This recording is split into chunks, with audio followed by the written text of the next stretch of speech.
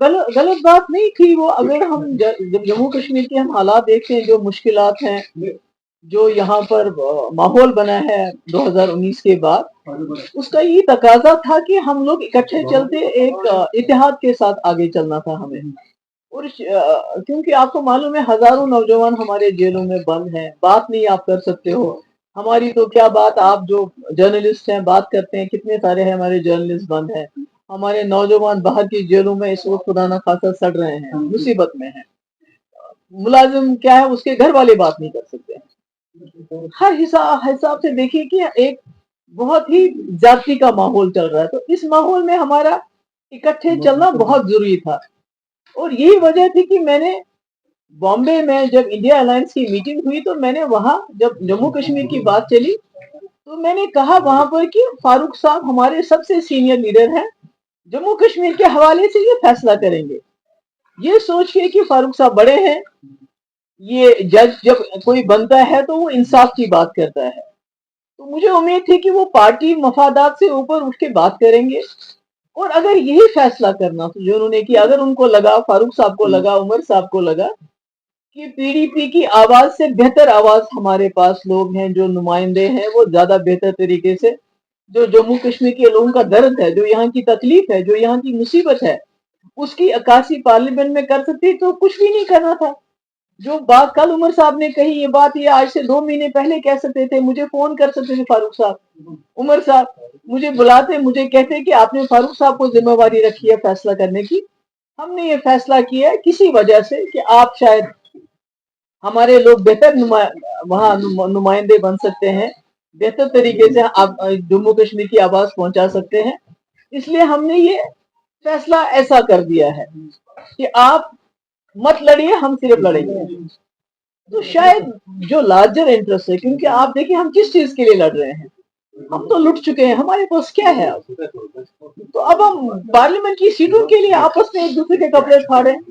तो अगर फारूक साहब ने या उमर साहब ने मुझे बुला के ये कहा होता कि आपने चूंकि फारूक साहब के ऊपर जिम्मेवारी छोड़ी है, हमें लगता है कि आप लोग शायद अच्छी तरह हमारी मुश्किलात की अक्कासी नहीं कर सकते हो, हमारे लोग बेहतर हैं, या हमारे पार्टी वर्कर नहीं मान रहे, वट एवर इट वॉज, जो भी उनको मतलब फैसला जिस वजह से किया, तो हम सोचते लार्जर इंटरेस्ट में ऐसा ही होना चाहिए। चलिए हम पार्लियामेंट में नहीं पहुंचेंगे, ये अगर पार्लियामेंट में पहुंच के बेहतर कारकर्दगी कर सकते हैं तो ठीक है। मगर आपने देखा जिस तरह से उमर साहब ने बाहर आके हमारे साथ बात किए किए बगैर, हमको एतमाद में लिए बगैर, जिस तरह उन्हें, और फैसला भी आप सब ने देखा कैसे सुनाया कि पीडीपी का वजूद ही नहीं है, पीडीपी सिचुएशन में नहीं है, महबूबा मुफ्ती चौथे नंबर पे आई। तो उससे क्या हुआ कि जो मेरा वर्कर है, आपका मालूम है पिछले 5 साल से बीजेपी ने मेरी पार्टी सारी तोड़ के रख दी, बड़े बड़े सारे लीडर निकाल। अब मेरे साथ कौन है? मेरा वर्कर, जो बेचारा फाका रह के जेब से पैसा खर्च करके मेरे जल से जुलूस मीटिंग्स में आता है। तो उसको बहुत दचका लगा जब उसने उमर साहब के वो अल्फाज सुने, तो वो दिल बर्दाश्ता हो गया, उसको बहुत तकलीफ हुई, उसका दिल टूट गया कि ये क्या कहा जा रहा है कि एक पीडीपी जिसकी 28 सीटें कुछ सालों के अंदर, जिसने नेशनल कॉन्फ्रेंस को 2 बार पावर से बाहर कर दिया, आज वो कहते हैं इनका वजूद ही नहीं है। मेरे ख्याल में उस वक्त जिस जो लहजा था उमर साहब का, वो बहुत सख्त था, और उससे मेरा वर्कर जो है बहुत ही ज्यादा मायूस हो गया और तकलीफ भी हुई। तो आज मैं किस मुंह से जाके वर्कर को बोलूंगी कि उमर साहब कहते हैं जी पीडीपी को कैंडिडेट नहीं उठाना चाहिए, उनको हमें सपोर्ट करना चाहिए। तो ये क्या ये आसान है? जब आसान था तब तो इन लोगों ने किया नहीं, जब इनको ऐसा करना चाहिए था तब तो किया नहीं। और जब आप घर में किसी को बड़ा बनाते हो, मालिक बनाते हो, जज बनाते हो, तो जज का फर्ज बनता है वो जाति जाति जो मफादात से ऊपर उठ के फैसला करे और इंसाफ का फैसला करे। तो मुझे लगता है मुझे आज आपके साथ ये बात इसलिए भी करनी पड़ी क्योंकि हर तरह से मेरे वर्कर फोन कर रहे हैं, बहुत मतलब वो मायूस हो गए कि ये क्या हो रहा है, इन्होंने तो हमारी इतनी बेइज्जती की है, तो हम क्या लड़ नहीं रहे हैं। तो इसलिए मैंने सोचा कि आप लोगों के साथ बात हो जाए। पीडीपी क्या उनको खुशी देने जा रही है, वहां से अपना कैंडिडेट खड़ा करेगी? देखिए पीडीपी तो, इन्होंने तो हमारे पास कोई रास्ता ही नहीं रखा। उमर साहब ने जिस तरीके से, और फारूक साहब को जो मैंने एतमाद दिया था, जो मैंने उनकी इज्जत अफजाई की थी, یہ سوچ کے بڑے ہیں، سینئر ہیں، یہ اپنی پارٹی مفادات سے اوپر اٹھ کے سوچیں گے. میں تو کبھی سوچتی ہوں اگر مفتی صاحب یہاں پر ہوتے، ان کا تو ایٹیٹیوڈ بالکل ڈفرنٹ ہوتا.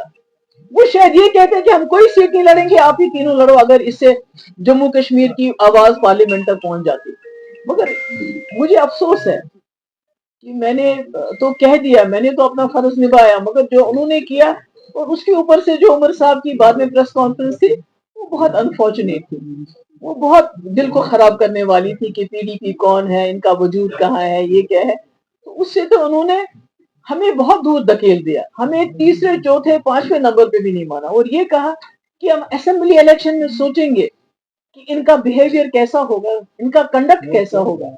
یہ تو مجھے لگتا ہے کہ یہ زیادتی تھی، خاص کر میرے ورکر کے ساتھ جو بہت مصیبت میں میرے ساتھ اس وقت چل رہا ہے، جبکہ ساری ایجنسیز کا دباؤ، ہر مشکل اس کو سہنی پڑ رہی ہے، اور میرے پیچھے وہ چٹان کی طرح کھڑا ہے. تو اس کے لیے یہ بے عزتی میری نہیں تھی، بلکہ میرے ورکر کی بے عزتی کی اس وقت عمر صاحب نے، وہ سب کچھ کہہ کے.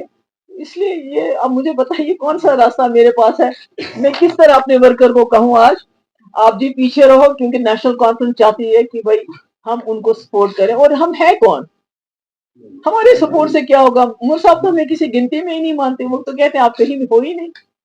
ہم کس گنتی میں پی ڈی پی والے.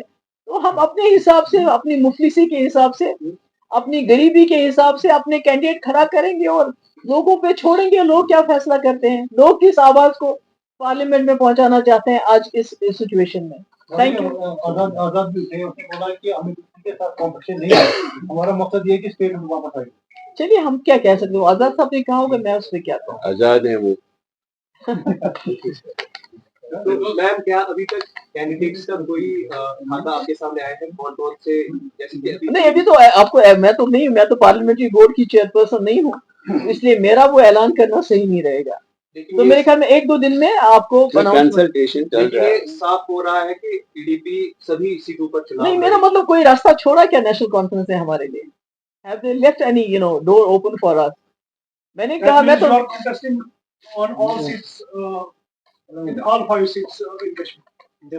نہیں، وہ ابھی اس کا پکا نہیں ہے. مطلب جموں کے بارے میں بھی ہم نے سوچا نہیں، پر یہاں کے بارے میں کنسلٹیشن چل رہی ہے ہماری. میرے خیال میں ایک دو دن کے اندر